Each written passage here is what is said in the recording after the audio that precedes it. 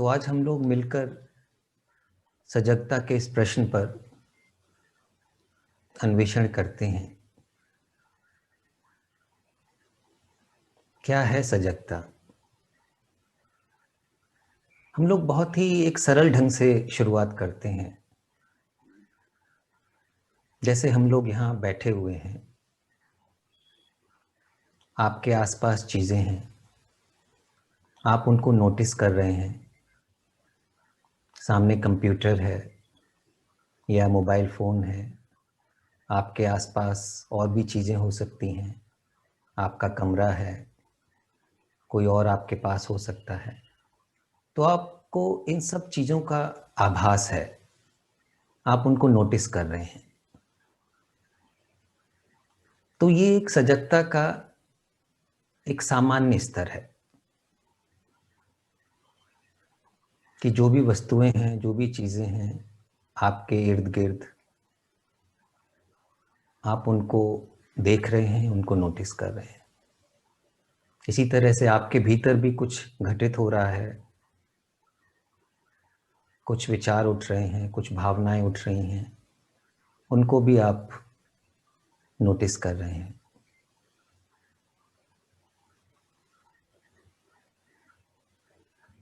तो ये जो नोटिस करना है, जो आभास है,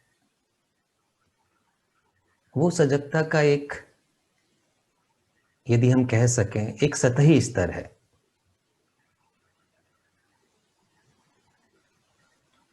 अब क्या होता है कि जब हम चीज़ों को नोटिस करते हैं, जैसे यदि आप किसी वृक्ष को देख रहे हैं या किसी मानव को देख रहे हैं, तो क्या होता है? देखने के ही क्षण आपका जो मन है वो सक्रिय हो जाता है। जो विचार है वह सक्रिय हो जाता है। वो कहता है कि इस पेड़ का यह नाम है, इस फूल का ये नाम है, और आपकी जो पुरानी स्मृतियां हैं, यदि आप उस वृक्ष को पसंद करते हैं या नहीं करते हैं, या कोई फूल आपको ज़्यादा पसंद है, तो मन जो है वह प्रतिक्रिया करने लगता है। तो इस प्रोसेस में क्या होता है, जब हम प्रतिक्रिया करते हैं, यह प्रतिक्रिया कई रूपों में होती है। पहले तो हम उसको एक नाम देते हैं, नेमिंग होती है। तो ये जो नेमिंग है, लेबलिंग है, यह भी हमारे अतीत के ज्ञान के आधार पर होती है, हमारे जो पास्ट अनुभव हैं। और उस नेमिंग के बाद क्या होता है, हम उसके साथ आइडेंटिफाई करते हैं, रिकग्नाइज करते हैं, आइडेंटिफाई करते हैं, उसे पहचानते हैं, उसके साथ तादात्म्य करते हैं। और हमारी जो पसंद नापसंदगी है, हमारे पिछले अनुभवों के आधार पर वह हावी हो जाती है, और हम एक तरह से जजमेंट उसके बारे में करते हैं, उसके बारे में एक राय रखते हैं, कोई निर्णय देते हैं, मूल्यांकन करते हैं, और फिर उसके बारे में कोई ना कोई प्रयास करने लगते हैं। यदि कोई चीज़ हमें पसंद है तो हम उसको हासिल करना चाहते हैं, यदि वह चीज़ हमें नापसंद है, उससे हम दूर भागना चाहते हैं, एस्केप करना चाहते हैं। तो इस पूरी प्रक्रिया में क्या हो रहा है, विचार, मन जब प्रतिक्रियाएं कर रहा है, तो वह पसंद और नापसंदगी के बीच में फंस जा रहा है, एक चुनाव कर रहा है। तो ये जो चुनाव करना है, यह विचार का स्वभाव है। अपने अतीत के ज्ञान के आधार पर, अपनी अतीत की जो संस्कारबद्धता है, कंडीशनिंग है, उसके आधार पर यह चुनाव करता है। तो यहां पर क्या सजगता है,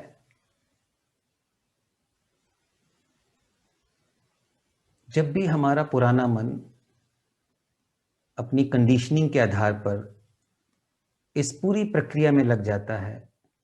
नाम देना, उसके साथ तादात्म्य करना, मूल्यांकन करना, आकलन करना, और फिर कुछ और प्रयास करते जाना। ये जो पूरी प्रक्रिया है, यह मैं की प्रक्रिया है। मैं जिसको विचार नहीं रचा है। विचार की पूरी जो फील्ड है वह कंडीशनिंग की फील्ड है, और वही मैं की, स्व की फील्ड है। तो स्व जब इस सारे क्रियाकलाप में लग जाता है तो वहां पर सजगता नहीं रह जाती है। वहां जो हमारे पूर्वाग्रह हैं, हमारे जो इंटरप्रिटेशन हैं, हावी हो जाते हैं। इसलिए जे कृष्णमूर्ति जब भी सजगता की बात करते हैं, वह कहते हैं चुनाव रहित सजगता। यदि चुनाव है तो सजगता नहीं है, और यदि सजगता है तो चुनाव नहीं है। इसलिए इसे वो चॉइसलेस अवेयरनेस कहते हैं, क्योंकि चॉइस का अर्थ है पसंद नापसंदगी, सेलेक्ट करना, किसी चीज को रिजेक्ट करना, जो चीजें हमें पसंद है उन्हें एक्सेप्ट करना। ये सब कुछ हमारे चुनाव के दायरे में आ जाता है, चॉइस हावी हो जाता है। और इस चॉइस के साथ हम लोग तमाम तरह के प्रयास करते हैं, चीजों को दूर हटाने के प्रयास जिन्हें हमें पसंद नहीं है, उनके प्रति एक रेजिस्टेंस आता है, प्रतिरोध आता है, और जिन्हें हमें पसंद करते हैं उसके पीछे हम किसी भी तरह से उसको हम हासिल करना चाहते हैं। तो जहां भी ये जो चॉइस की प्रक्रिया सक्रिय हो जाती है, वहां पर हमारा जो पुराना मन है, विचार है, वही सक्रिय होता है, और वहां पर सजगता नहीं रहती है। तो सजगता का अर्थ है कि चीजें जैसी हैं ज्यों का त्यों उन्हें वैसा ही देखा जाए।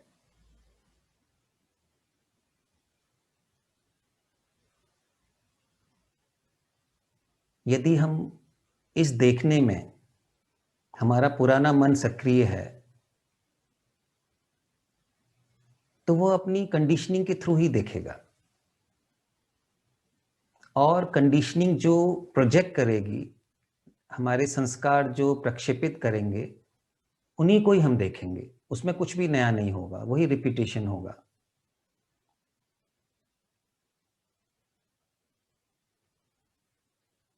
तो क्या ये संभव है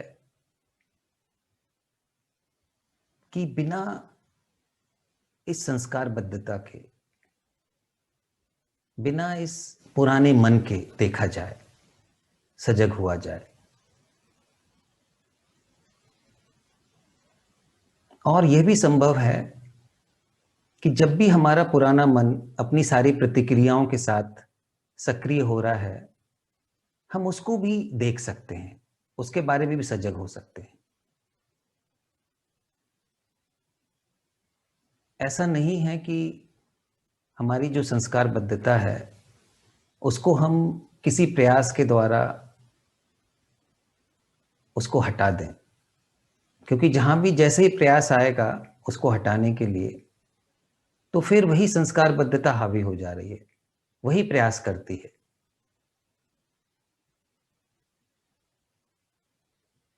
तो विचार के द्वारा जो भी प्रयास होते हैं, विचार को ही मजबूत करते हैं, उस मैं को ही मजबूत करते हैं। इसलिए जो शुद्ध अवलोकन है, प्योर ऑब्जर्वेशन है, उसमें ऑब्जर्वर का, मैं का कोई रोल नहीं है।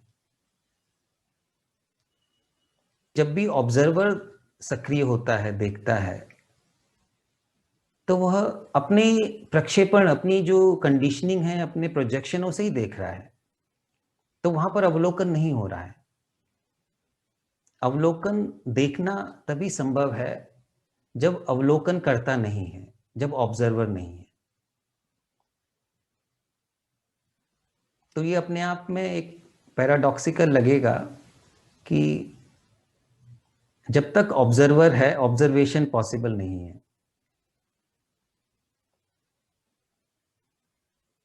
और ये हमारी एक कंडीशनिंग है। हमें ऐसा लगता है कि देखने के लिए कोई देखने वाला चाहिए। भौतिक रूप से ये सही है कि जैसे आंखें हमें चाहिए देखने के लिए, पर वो देखना केवल एक भौतिक स्तर पर है। यहां पर हम जिस ऑब्जर्वेशन की बात कर रहे हैं वह टोटल परसेप्शन है, एक संपूर्ण बोध।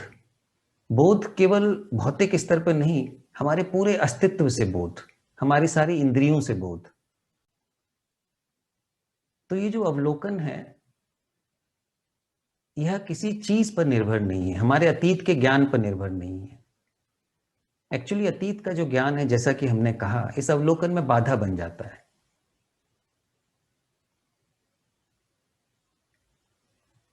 क्या हम अपनी जो असजगता है, अनअवेयरनेस है, उसके बारे में सजग हो सकते हैं? जैसे ही हमें आभास होता है कि हम सजग नहीं हैं, हम अवलोकन नहीं कर रहे हैं बल्कि प्रतिक्रिया कर रहे हैं, इसके बारे में सजगता ही, असजगता के बारे में सजगता ही सजगता की शुरुआत है। जैसे ही हमें पता लगता है कि हम बेहोशी में हैं, इन अटेंशन है, वहीं से अटेंशन की शुरुआत हो जाती है। तो इसीलिए हमें असजगता को किसी प्रयास के द्वारा नहीं हटाना है। हमें कोई एक उद्देश्य नहीं बना लेना है कि नहीं, जो अनावधान है, इन अटेंशन है, असजगता है, उसे हमें किसी भी तरह से हटाना है क्योंकि हमने सुन लिया है कि ये एक बड़ी अच्छी चीज है। फिर हम क्या करेंगे कि किसी ना किसी मेथड में, कोई टेक्निक में, उसी में फंस जाएंगे, क्योंकि हमारा एक उद्देश्य है कि इस असजगता को हटाना है। हमें असजगता की जो पूरा स्वभाव है, जो उसका नेचर है और उसके जो इम्प्लीकेशंस हैं, उसके जो खतरे हैं, उनको देखना है। जैसे ही हमें असजगता के जो भी निहितार्थ हैं, उसके जो भी खतरे हैं दिखाई देने लगते हैं, वहीं से ही सजगता की शुरुआत हो जाती है। वहीं से एक जागरण की, जागरूकता की शुरुआत हो जाती है। एक जगह कृष्ण जी कहते हैं कि यदि आपको पता है कि आप सजग हैं तो आप सजग नहीं हैं। If you know that you are aware, you are not aware.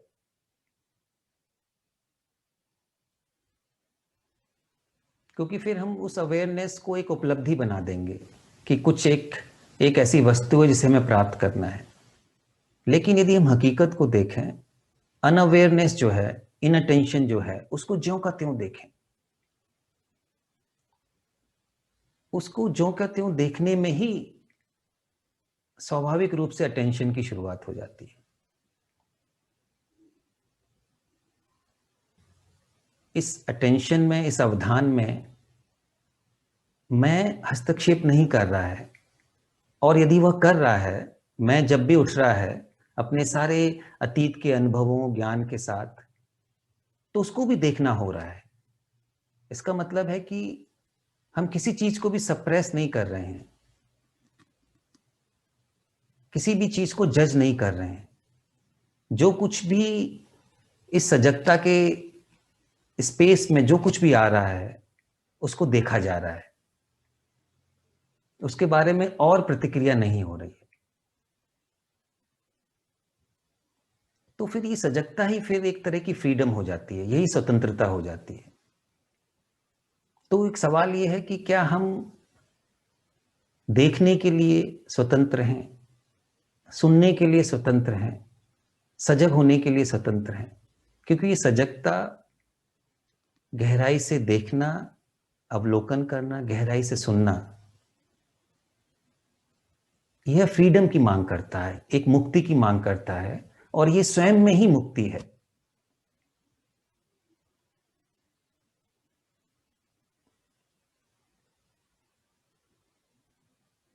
और इस मुक्ति में, इस फ्रीडम में विचार के द्वारा रचा गया मैं हावी नहीं है, इसलिए इसमें प्रेम है, एक गहरे स्नेह की भावना है। फिर इसमें कोई कॉन्फ्लिक्ट नहीं है। फिर ये जो दृष्टा और दृश्य का जो विभाजन विचार पैदा करता है, यह नहीं है। फिर चीजों को ज्यों का त्यों देखा जा रहा है। Choiceless observation of things as they are.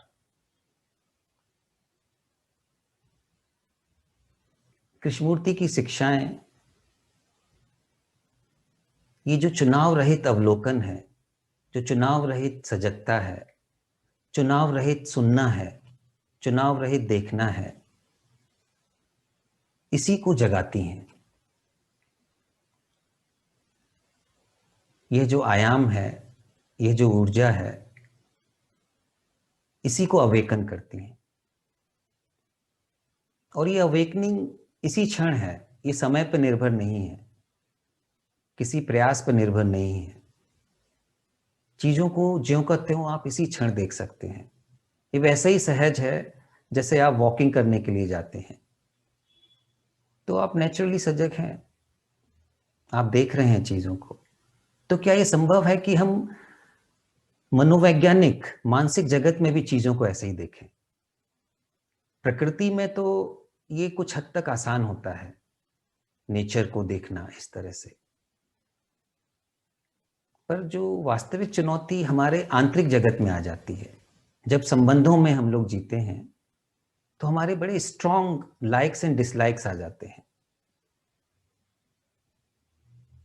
बहुत ही मजबूत चीजों को चुनना, पसंद करना, नापसंद करना, किसी के बारे में छवि है जो हमने स्ट्रॉन्ग इमेजेस बनाई हुई हैं, तुलना होती है, फिर ईर्ष्या आती है, द्वेष है, ये सब कुछ चीजें आ जाती हैं, फिर हिंसा आ जाती है संबंधों में। क्या इसको हम देख सकते हैं एज इट इज? और यही देखने की कला है। इस देखने में देखने वाला नहीं है, ऑब्जर्वर नहीं है। और जब भी ऑब्जर्वर उठ रहा है, वह सक्रिय हो रहा है, तो तत्क्षण उसको देखा जा रहा है। और इस देखने में मन जो है, मस्तिष्क, वह स्वतः रूप से शांत हो जाता है। जैसे ही आप गहराई से, बिना किसी केंद्र के चीजों को देखते हैं, सुनते हैं, क्या वहां मन शांत नहीं हो जाता है? फिर हमें शांति के लिए प्रयास नहीं करना होता है। आप यदि अपने मन को जबरदस्ती शांत करने की कोशिश करेंगे तो और अधिक नॉइज क्रिएट हो जाएगी, और अधिक अशांति खड़ी हो जाएगी। पर यदि जो भी नॉइज मन में उठ रही है, उसको बस आप देख रहे हैं, उसके बारे में सजग हैं, तो वह जो नॉइज है वो अपने आप ही थमने लगेगी। आपको कुछ करना नहीं होगा।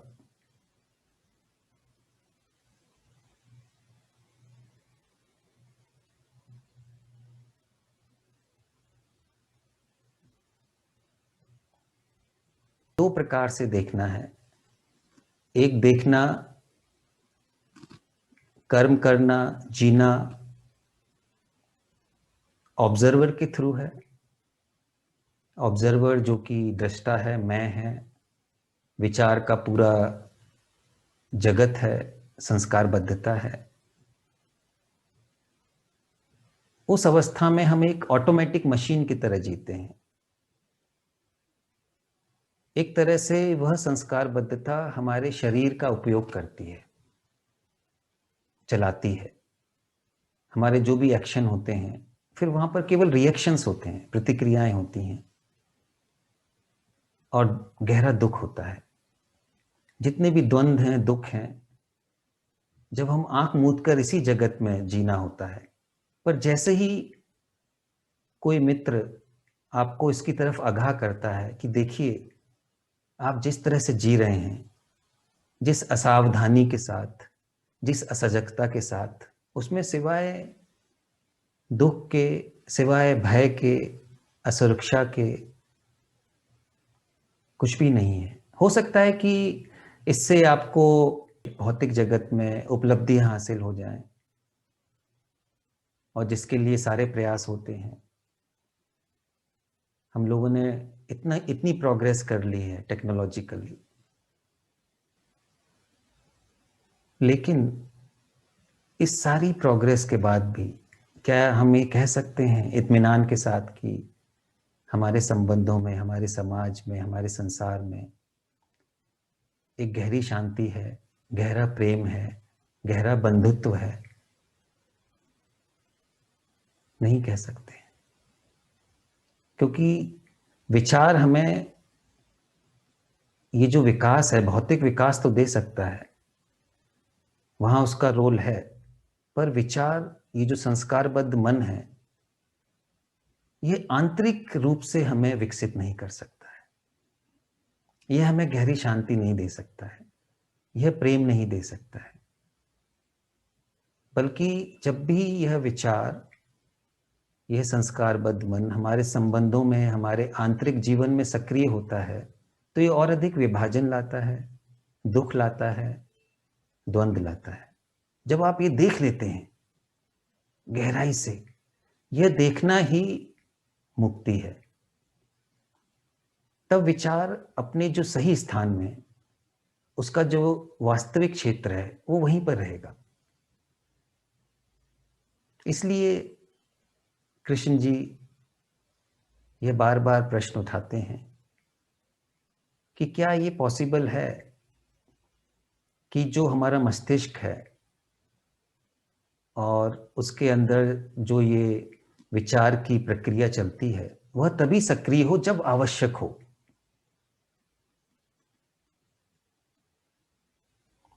बाकी समय जब आवश्यक नहीं है, क्या यह शांत रह सकता है?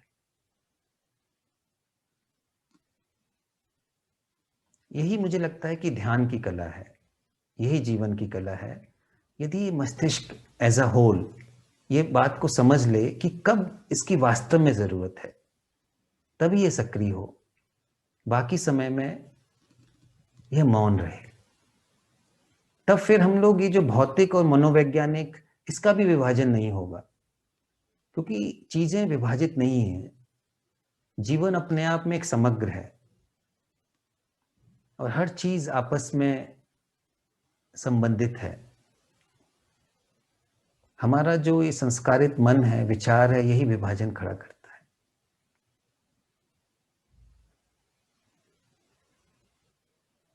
और जब ये अवलोकन होता है, यह सजगता होती है, तो एक आश्चर्य की अवस्था भी होती है, एक सेंस ऑफ वंडर भी होता है, एक इनोसेंस भी होती है, निश्चलता, निष्कपटता। क्योंकि फिर मन अपनी उधेड़ बुन में, अपनी गणित में नहीं लगा रहता, वह लगातार फिर सुरक्षा की खोज में नहीं रहता, क्योंकि विचार हमेशा ये डरा हुआ है। ये जो हमारा पुराना संस्कारित मन है, ये हमेशा भय में जीता है, क्योंकि इसे लगता रहता है कि ये कभी भी मर सकता है।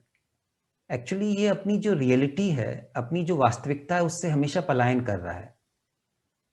विचार अपने आप में अस्थाई है। ये जो हमारा संस्कारित मन है, ये अस्थाई है, इम्परमानेंट है, टेम्पररी है, ये इसका स्वभाव है। यदि इसको स्वीकार कर लिया जाए तो कोई समस्या नहीं है, किंतु जब हम स्वीकार नहीं करते हैं, उससे भागते हैं, अपनी हकीकत को जब हम ज्यों का त्यों नहीं देखते हैं, तब हम तमाम तरह के प्रक्षेपण, प्रोजेक्शंस करते हैं, फिर सिक्योरिटी की खोज में दिन रात लगे रहते हैं। तो क्या यह विचार जो अपने आप में अस्थाई है, इम्परमानेंट है, वह सुरक्षा दे सकता है? वह एक सीमित सुरक्षा जरूर दे सकता है, जैसे घर बना सकता है, कुछ धन उपार्जित कर सकता है, कोई अच्छा व्यवसाय कर सकता है, ठीक है, उसकी अपनी वहां पर जगह है। लेकिन ये मानसिक रूप से कोई सुरक्षा नहीं खड़ी कर सकता है। तो यह देखना कि मानसिक रूप से कोई सुरक्षा नहीं है, विचार सुरक्षित कर ही नहीं सकता है, यह अपने आप में एक सुरक्षा है। जब हम सुरक्षा की तलाश में भटकते नहीं हैं, तो तभी से एक अजीब ढंग की, एक अलग ही ढंग की सुरक्षा अपने आप आने लगती है। और ये सुरक्षा होती है इस शुद्ध अवलोकन की। ये जो सजगता है, इसकी जो एक सुरक्षा है। ये जो प्रेम है, इस अवधान में जो प्रेम है, प्रेम की जो सुरक्षा होती है, वहां पर कोई सुरक्षा की मांग नहीं है। क्योंकि वहां पर कोई भविष्य की मांग नहीं है, कोई मोटिव नहीं है। इसलिए वहां पर एक स्वाभाविक रूप से सुरक्षा है। या दूसरे शब्दों में कहें कि वहां सुरक्षा और असुरक्षा की जो कैटेगरीज हैं, जो मन बना लेता है कि this is security and that is insecurity, इसका फिर डिवीजन नहीं है।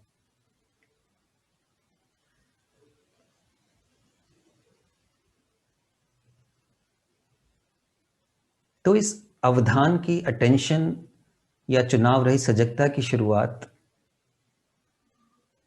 जो कुछ भी हो रहा है इस क्षण में, उसके प्रति अवलोकन से, उसको ध्यानपूर्वक सुनने से, सजग होने से होती है।